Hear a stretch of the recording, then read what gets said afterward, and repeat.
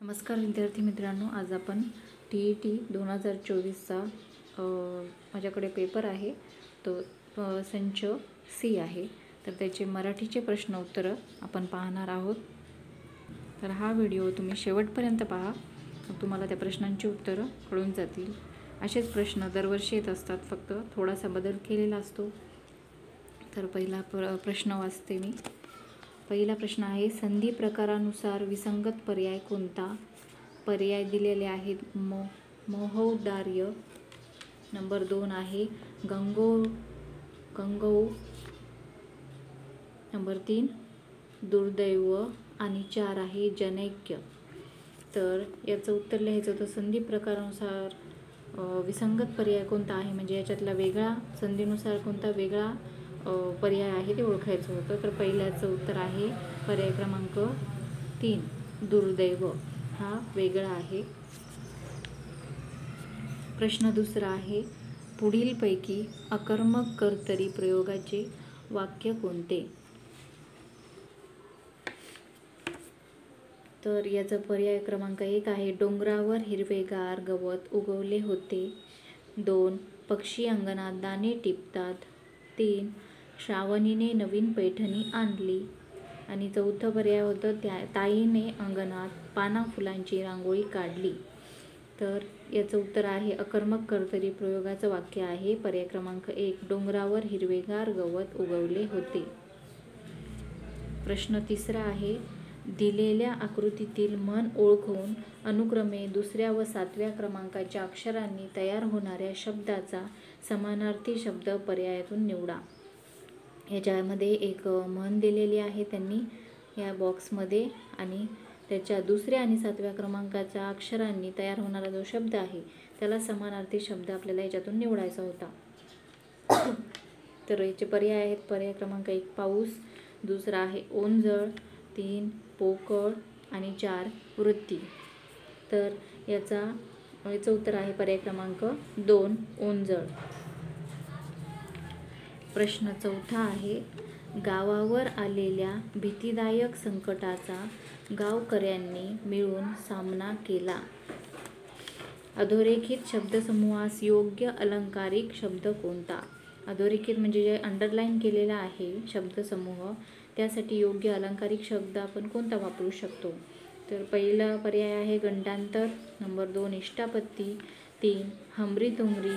4 पर्वणी. याचं उत्तर आहे 4चं पर्याय क्रमांक 1 गंडांतर. भीतीदायक संकटाचा म्हणजे गंडांतर, याच्यासाठी आपण हा अलंकारिक शब्द वापरलाय. 5वा, पुढीलपैकी समूहदर्शक शब्दांची अयोग्य जोडी कोणती? पर्याय क्रमांक 1 आहे मडक्यांची उतरंड. नंबर 2 प्रवाशांची झुंबड. 3 नाण्यांची चवड आणि 4 गवताचा भारा. तर याच्यातलं आपल्याला अयोग्य जोडी म्हणजे चुकीची जी जोडी आहे ती ओळखायची आहे. तर 5चं उत्तर आहे पर्याय क्रमांक 3 नाण्यांची चवड हे चुकीचा पर्याय आहे. प्रश्न 6वा, माधुरी अतिशय हुशार आहे या वाक्याचे अकरणरूपी वाक्य कोणते? पर्याय क्रमांक 1 माधुरी हुशार नाही. 2 माधुरी खूप हुशार नाही. 3 माधुरी अजिबात मठ्ठ नाही. आणि 4 माधुरी खूप मठ्ठ आहे. तर या 6व्याचं उत्तर आहे पर्याय क्रमांक 3 माधुरी अजिबात मठ्ठ नाही, म्हणजे ती अतिशय हुशार आहे. प्रश्न क्रमांक 7 यथान्याय या सामासिक शब्दाचा योग्य विग्रह कोणता? याचा पर्याय आहे पर्याय क्रमांक 1 न्यायासाठी. पर्याय क्रमांक 2 आहे न्यायाप्रमाणे. 3 न्यायापर्यंत आणि 4 न्यायाशिवाय. तर याचं उत्तर आहे पर्याय क्रमांक 2 यथान्याय म्हणजे न्यायाप्रमाणे. प्रश्न क्रमांक 8 कृष्णासम पाठी राखा माझा बंधुराया वरील ओळीतील अलंकार कोणता? पर्याय क्रमांक 1 आहे उपमा. 2 अनुप्रास. 3 उत्प्रेक्षा आणि 4 यमक. तर याचं उत्तर आहे पर्याय क्रमांक 1 उपमा अलंकार आहे. हे जे वाक्य आहे ते उपमा अलंकाराचं आहे. प्रश्न क्रमांक 9. अलीकडे पावसाचे प्रमाण खूप कमी झाल्याने वृक्षारोपण मोहीम राबवली पाहिजे. या वाक्यात अशुद्ध शब्द किती आहेत? अरे हे वाक्य दिलेलं आहे, त्याच्यातले अशुद्ध शब्द ओळखायचे आहेत. पर्याय क्रमांक 1 आहे 6, 2, 5, तिसरा पर्याय आहे 7 आणि चौथा आहे 4. तर याचं उत्तर आहे पर्याय क्रमांक 2, 5 अशुद्ध शब्द या वाक्यामध्ये आहेत. प्रश्न 10. मी विचारले तुम्ही देशावर प्रेम करता म्हणजे काय करता? या वाक्यात किती विरामचिन्हे येतील? पर्याय क्रमांक 1 आहे 2, दुसरा 3, तिसरा 4 आणि चौथा आहे 5. तर याचं उत्तर आहे पर्याय क्रमांक 2. म्हणजे याच्यामध्ये या वाक्यामध्ये 3 विरामचिन्हे आलेली आहेत किंवा येतील. प्रश्न क्रमांक 11. भाकरी हा शब्द कोणत्या भाषेतून मराठी भाषेत आला आहे? पर्याय क्रमांक 1 तेलुगू, 2 पोर्तुगीज, 3 कानडी, 4 फारसी. तर याचं उत्तर आहे पर्याय क्रमांक 3 कानडी भाषेतून भाकरी हा शब्द आलेला आहे. प्रश्न 12. यशवंतराव चव्हाण यांचे आत्मचरित्र पुढीलपैकी कोणते? पर्याय क्रमांक 1 आहे सह्याद्रीचे वारे, नंबर 2 कऱ्हेचे पाणी, 3 कृष्णाकाठ आणि 4 कृष्णकमळ. तर यशवंतराव चव्हाण यांचे आत्मचरित्र कृष्णाकाठ हे आहे, म्हणजे पर्याय क्रमांक 3 याचं उत्तर आहे. पुढचा प्रश्न आहे प्रश्न क्रमांक 13. प्रजासत्ताक दिनाच्या कार्यक्रमासाठी प्रमुख अतिथी म्हणून उपस्थित असलेल्या व्यक्तीस तुम्ही कोणते पत्र लिहिणार? याचे पर्याय आहेत. पर्याय क्रमांक 1 अभिनंदन पत्र, नंबर 2 निमंत्रण पत्र, 3 आभार पत्र आणि 4 तक्रार पत्र.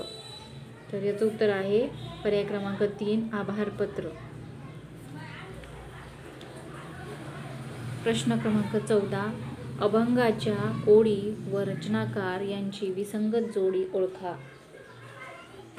पहिला पर्याय आहे निंबा कडूपण देत असे कोण, युक्षा गोडपण कवन करी, संत बहिणाबाई. दुसरा आहे धरीला पंढरीचा चोर, गळा बांधून या दोर, संत जनाबाई. 3 ऐसे कैसे झाले भोंदू, कर्म करोनी म्हणती साधू, संत तुकाराम. 4 माझे माहेर पंढरी, सुखे नांदू भीमा तीरी, संत निर्मळा. तर ह्या अभंगाच्या ओळी दिल्यात आणि त्याचे रचनाकार त्यांच्या विसंगत जोडी ओळखायची होती आपल्याला. त्याच्यातला आहे पर्याय क्रमांक 4 ही विसंगत जोडी आहे. आता याच्या पुढे जे प्रश्न आहेत ते 15 ते 17 याच्यासाठी सूचना दिली आहे, म्हणजे ही कविता दिलेली आहे, ती कविता वाचून काढायची आहे आणि त्याच्यावर आधारित प्रश्नांची उत्तर आपल्याला द्यायची आहेत. हा जो कविता दिलेली आहे ती चांगल्या प्रकारे तुम्ही वाचून काढा. त्याच्यावरचे प्रश्न आहे बघा. पहिला आहे त्याच्यावरचा म्हणजे 15 नंबरचा प्रश्न आहे देवाने डोळे का मिटले असावेत?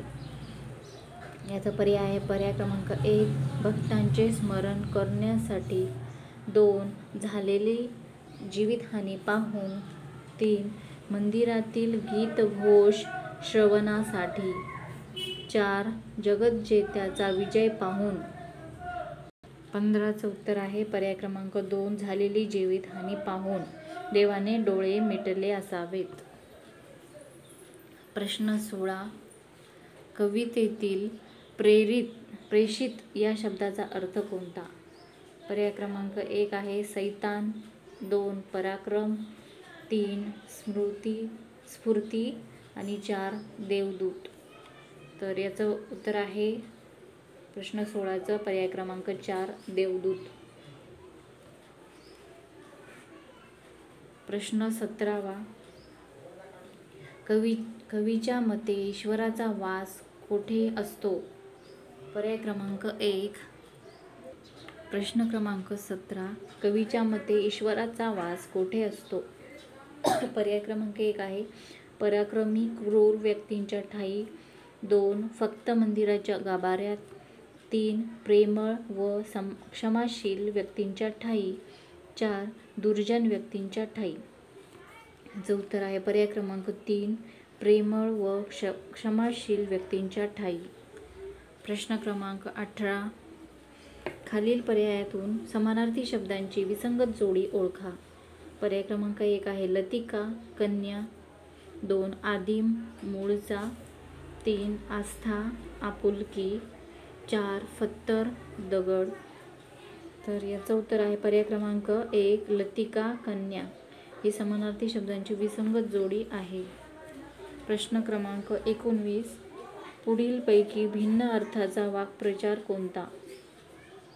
पर्याय क्रमांक 1 आहे धाबे, दणाणणे. 2 पोटात गोळा येणे. 3 अंगाचा थरकाप उडणे. 4 अंगाचा तिळपापड होणे. उत्तर आहे 19 पर्याय क्रमांक 4, अंगाचा तिळपापड होणे हा भिन्न अर्थाचा वाक्प्रचार आहे. हे 3 जे आहे ते सारख्या अर्थाचे आहेत आणि हा वेगळा आहे. प्रश्न क्रमांक 20, विरुद्धार्थी शब्दांची अयोग्य जोडी कोणती? 1 अनुरूप, त्याच्या विरुद्ध आहे विजोड. 2 आवृत्त, परावृत्त. 3 कोवळे, निबर. 4 टवटवीत, मलोळ. तर विरुद्धार्थी शब्दाची अयोग्य जोडी म्हणजे चुकीची जोडी आहे 20 पर्याय क्रमांक 2 आवृत्त, परावृत्त. पुढचा आहे प्रश्न 21 ते 23 साठी सूचना दिलेल्या आहेत. हा उतारा पूर्ण वाचायचा आहे. या उतार्यावर प्रश्न विचारलेले आहेत आणि त्याचे पर्याय आपल्याला निवडायचे आहेत. हे उतारा तुम्ही चांगल्या प्रकारे वाचून घ्या. परीक्षेत पण तुम्ही चांगलं वाचायचं आणि मग त्याच्यावर प्रश्नांचे उत्तर आपल्याला त्या पर्यायामध्ये शोधायचे असतात. तर प्रश्न 21 नंबरचा आहे व्यक्ती तितक्या प्रकृती या म्हणीचा अर्थ कोणता? पर्याय क्रमांक 1 सर्व व्यक्ती सारख्याच स्वभावाच्या असतात. 2 व्यक्तींच्या आचारविचारात भिन्नता असते. 3 सर्व व्यक्तींमध्ये साम्य असते. 4 सर्व व्यक्तींची मनोवृत्ती भिन्न नसते. तर याचं 21चं उत्तर आहे पर्याय क्रमांक 2 व्यक्ती तितक्या प्रकृती म्हणजे व्यक्तींच्या आचारविचारात भिन्नता असते. प्रश्न 22 संवादात मतभेदाचे अवघड विषय टाळले जातात कारण अ एकमेकांची मते ठाऊक असतात. ब हट्टी स्वभावाची जाणीव असते. क स्वाभिमानाची ठिकाणे माहीत असतात. त्याचा पर्याय क्रमांक 1 आहे फक्त अ बरोबर. 2 फक्त ब बरोबर. 3 फक्त अ क बरोबर. पर्याय क्रमांक 4 आहे अ ब क बरोबर. तर 22चं उत्तर आहे पर्याय क्रमांक 4 अ ब क हे 3 जे वाक्य दिले आहेत ते तिन्ही पण बरोबर आहेत. प्रश्न क्रमांक 23 उतार्यानुसार संवाद साधताना कोणती दक्षता घ्यावी? पर्याय क्रमांक 1 आहे समोरच्या व्यक्तीचे मन दुखावले जाणार नाही याची. 2 स्वतःचेच म्हणणे खरे करण्याची. 3 नेहमी स्वहितास प्राधान्य देण्याची. 4 समोरच्या व्यक्तीच्या दोषांकडे दुर्लक्ष करण्याची. 23चं उत्तर आहे पर्याय क्रमांक 1 समोरच्या व्यक्तीचे मन दुखावले जाणार नाही याची.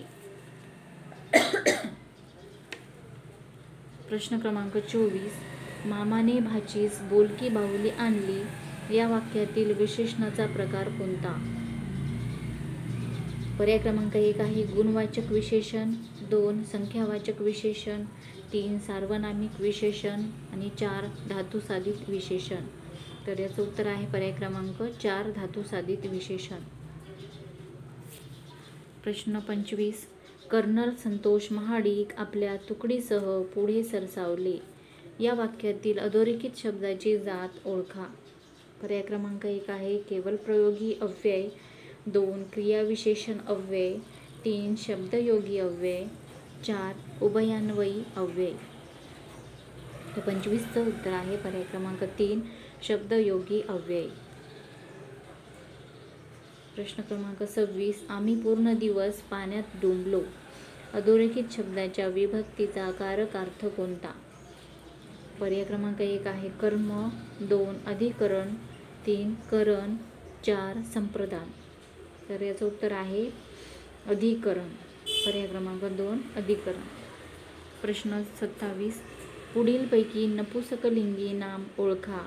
1 नंबर आहे फुगे, 2 धागे, 3 सोगे, 4 वांगे. तर याचं उत्तर आहे पर्याय क्रमांक 4 वांगे हे नपुसकलिंगी नाम आहे. प्रश्न क्रमांक 28. आम्हाला उत्कर्षाचा अन प्रगतीचा मार्ग दिसला. या वाक्यातील विधेय भाग ओळखा. पर्याय क्रमांक 1 आहे मार्ग दिसला, 2 आम्हाला दिसला, 3 प्रगतीचा मार्ग दिसला, 4 आम्हाला मार्ग दिसला. तर याचं उत्तर आहे पर्याय क्रमांक 2 आम्हाला दिसला हा विधेय भाग आहे. प्रश्न क्रमांक 29. शंकर सावकाराच्या कचाट्यात गवसू नये म्हणून मी त्याला मदत केली. वरील वाक्याचा प्रकार ओळखा. तर पर्याय क्रमांक 1 आहे केवल, 2 मिश्र, 3 संयुक्त आणि 4 आज्ञार्थी. तर याचं उत्तर आहे पर्याय क्रमांक 2 मिश्र. हे जे आहे वाक्य दिलेलं ते वाक्याचा प्रकार मिश्र वाक्य आहे. प्रश्न क्रमांक 30. पुढीलपैकी मूर्धन्य वर्ण कोणता. पर्याय क्रमांक 1 आहे थ, 2 ळ, 3 ख, 4 स. तर याचं उत्तर आहे पर्याय क्रमांक 2 ळ. अशा प्रकारे हा आपण 2024चा TETचा पेपर पाहिलेला आहे. हा सेट संच C होता. तसंच A, B, D ह्याचे प्रश्न उत्तरं फक्त मागे पुढे असतात. तुम्ही याचे उत्तरं चांगल्या प्रकारे बघून घ्या. दरवर्षी प्रश्न तेच असतात, म्हणजे थोडंसं त्याच्यामध्ये बदल करून त्या प्रकारचेच प्रश्न विचारले जातात. त्याच्यामुळे चांगल्या प्रकारे अभ्यास करा. व्हिडिओ बघितल्याबद्दल धन्यवाद.